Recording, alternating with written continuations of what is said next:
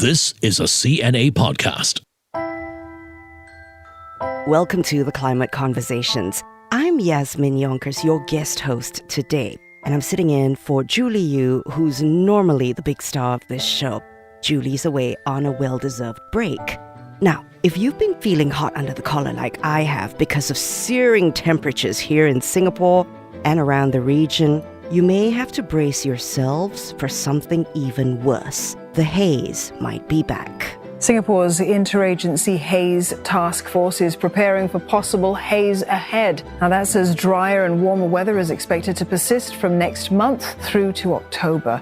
So let me take you back to 2015. Singapore was choked with smog. Remember that, guys? It was as bad as to have schools be shut, and even McDonald's, the usual trusty delivery, wasn't actually sending those nuggets that you like to your door because they wanted to protect their delivery guys. Well, just last week, the Met Service sounded the haze alarm, telling all of us to get our masks and air purifiers ready. For those of us who remember how bad it was in 2015 and then again in 2019, the question on our minds, will this year be just as bad? With me to answer that and to talk about everything else haze-worthy is Associate Professor Simon Tay. He is the chairman of the Singapore Institute of International Affairs. Professor, welcome to the Climate Conversations. How are you today? Surprised by that big haze announcement in Singapore? Sadly not. We've been expecting it because all our research shows quite similar signs. It's going to be drier than the last 3 years, that's for sure. And now, could it be a full-blown El Nino? Predictions have gone from about 60% just a month ago to about 80%. The weather is really in God's control. It's not for human beings. But there are things we can do. But governments have to be center of action.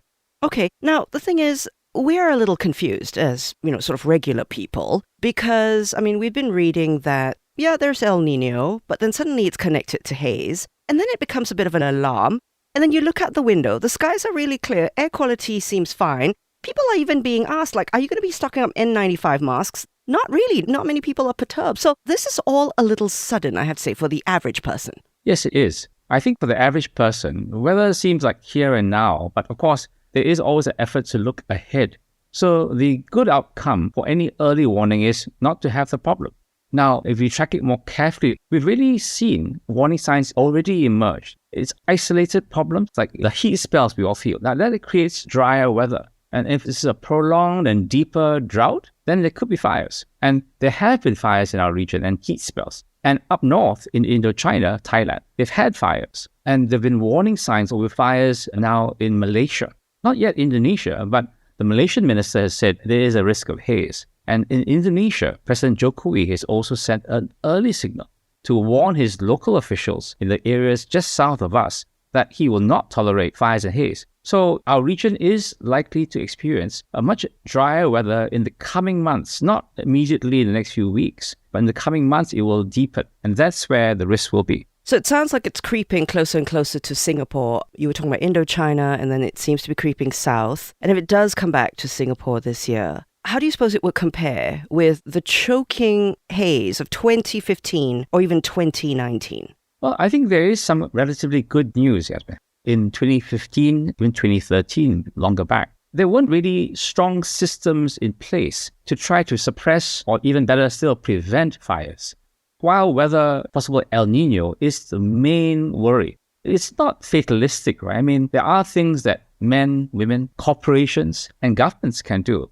And so there is a prospect that it won't be as bad as 2015, but that's not complacency. That's really a call for action, that these systems that we put in place have to be double-checked to make sure they're working. It's like any fire prevention, right? Once in a while, you got to pick up those fire canisters and see, is there stuff still in there in case a fire goes off? And that's kind of how we need to approach it now. It's good if the governments of Indonesia, Malaysia, and our own all take this seriously. All right. And you talked about these systems in place. Do you mind going through them with us? And how often are they really checked? And what really are, the key points to understand whether they still work or not? Yes, I think there's always some skepticism about how thoroughly any government can implement a decision. And of course, in the case of Indonesia, with such a large, sprawling archipelago, it's going to be hard to imagine that a rule set in Jakarta in some ministry can really have effect on the ground. And especially with this year, elections coming up, there have been records in the past that local officials will tend to let smallholders and small companies kind of clear more land as a kind of bonus to them to curry favor. But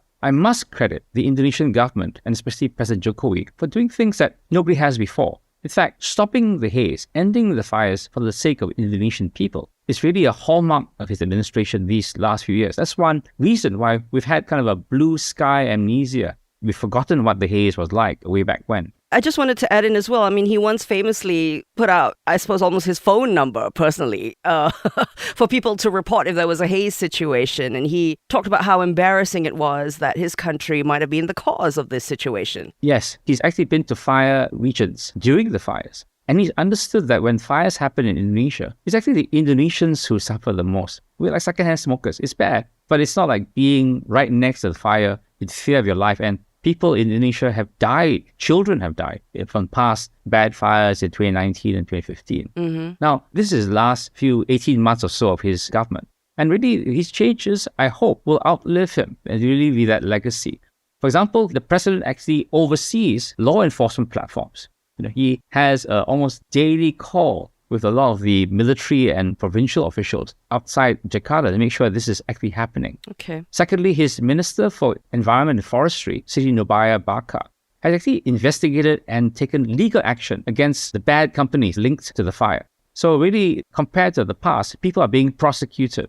Institutionally, Indonesia has also created things like the Peatlet and Mangrove Restoration Agency. Now that sounds like a green gang, but really a lot of the worst haze comes from fires on peatland. They're kind of different kind of soil that has a way of smoldering and issuing a lot of soot, haze, and of course, CO2 gases. But you talked about elections coming up as well. If President Jokowi's done very well, should we be concerned that should there be an administration change, things in the future might be a little bit questionable? Well, I think when it changes, because President Jokowi's run out of his 2 terms, there will be lots of changes, and this is one area to watch. But I'm confident that Indonesia has made pledges internationally, not just to ASEAN, the region, but in global terms. Its Paris Agreement under climate change have really made Indonesia pledge against deforestation, against increasing its CO2 emissions. And so these pledges internationally will create a pressure on any president coming in to fulfill. More than that, Indonesia has really shifted from seeing,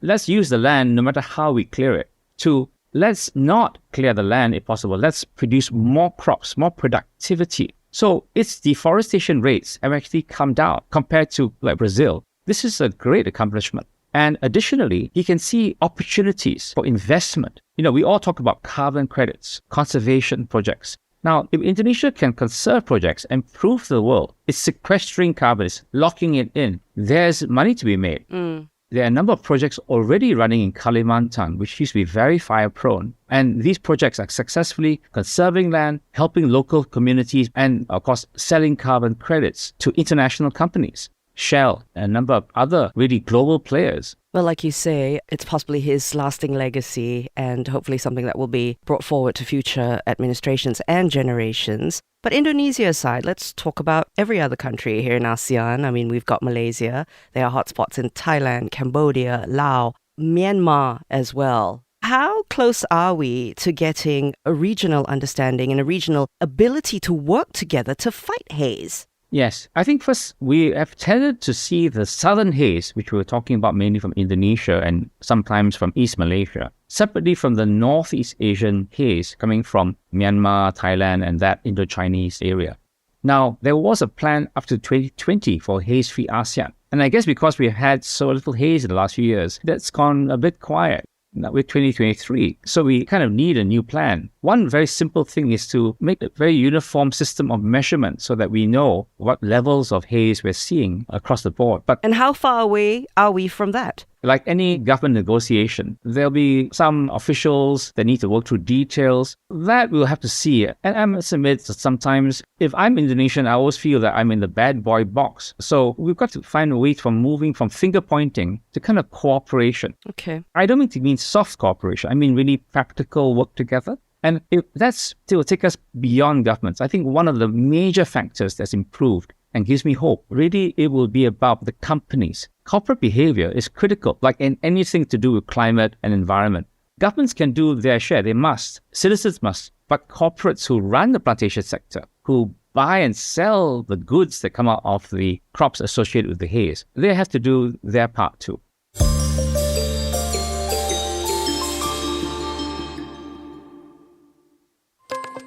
There was a time in the middle of last year when it seemed that the China we're familiar with was a completely different place. When the rest of the world moved on from the COVID-19 pandemic, as many as 300 million Chinese people were under some form of a mandatory lockdown. There were only two things on my mind: to find food and to not go crazy. Then suddenly, the people decided to take things into their own hands. For the first time in more than 30 years, protests swept through China. And just like that, Zero COVID ended. Join me, Wei Du, for a look back at the extraordinary year in China and hear how it might have changed the country for good. Catch Red Wall Inside China's Zero COVID World, a 2-part podcast series by CNA. It's available now on the CNA and Me Listen apps, Spotify, Apple, and Google Podcasts.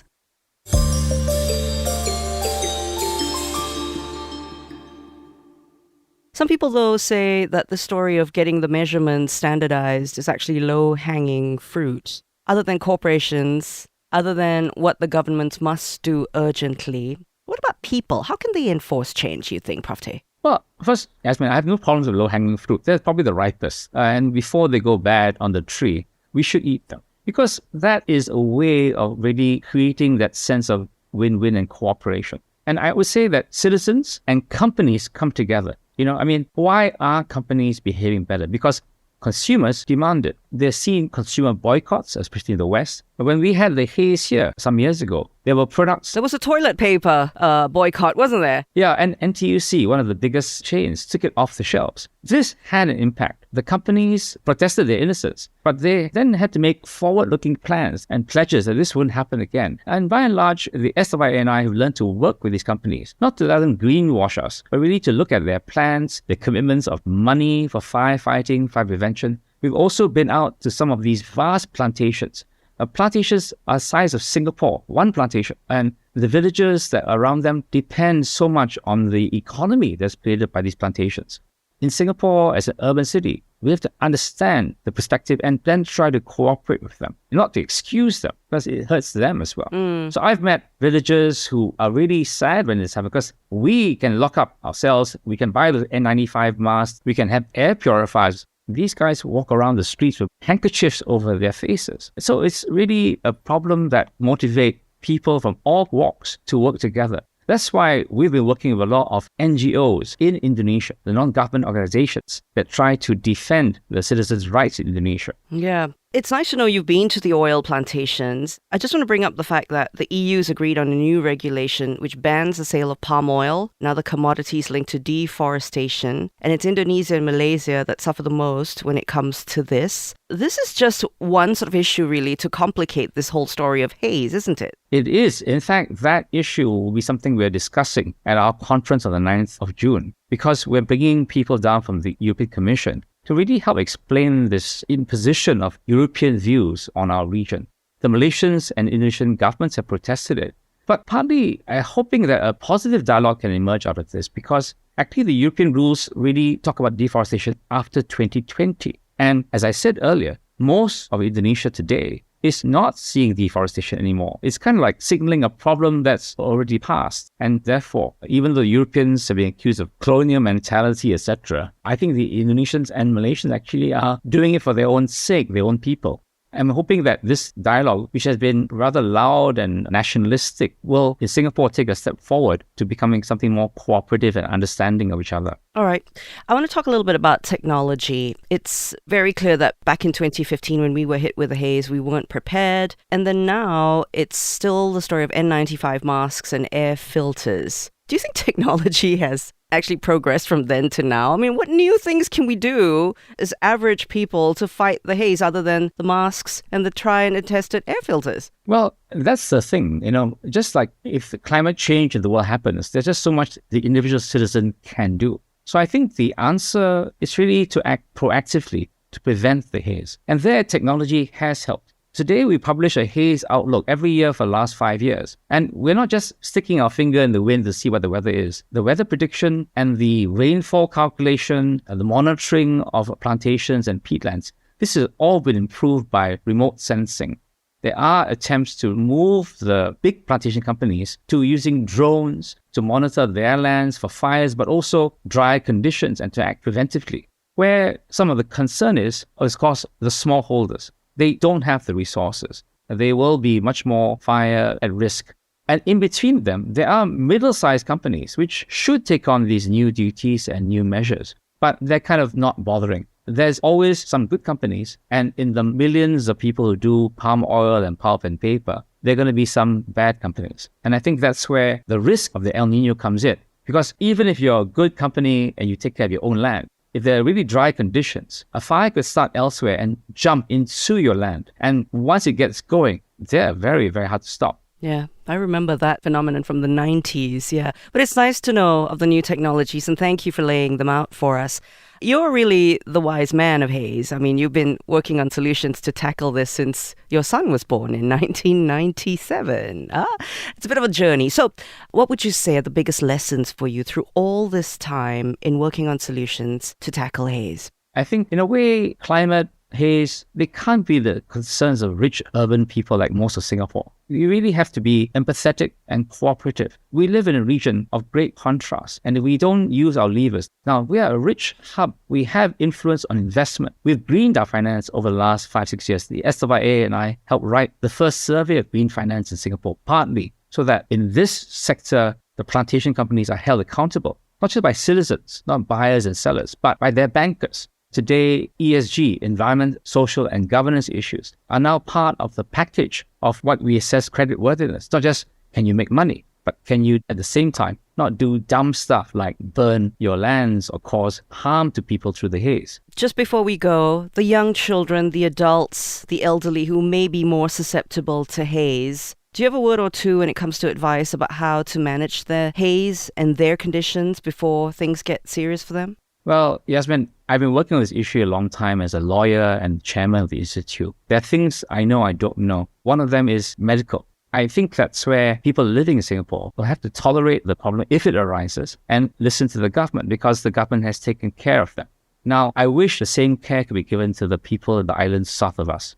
If the fires break out there or in Kalimantan, I would rather be here than in those villages so close to the fire, and without the hospital and other medical care that Singaporeans will get. Like you say, handkerchiefs are their best defense. Thank you so much for the care and concern and raising the whole story about how the story of haze is not just about us here in Singapore, but everywhere else. You take care, Prof. Tay. Thank you, Yasmin. Thanks as ever to my guest, Associate Professor Simon Tay, and to you for tuning in to the Climate Conversations. We hope you enjoyed this episode. Do remember, you've got to subscribe if you'd like to hear more and if you like this podcast. And that's when you'll also know when a new episode drops. You can find CNA's climate and sustainability coverage online at cna.asia. And of course, it's not just me. I'm here just doing the talking, but the team behind this podcast. Joanne Chan, Sai Ye Win, Jacqueline Chan, and Crispina Robert. Thank you, guys. I'm Yasmin Jonkers, signing off.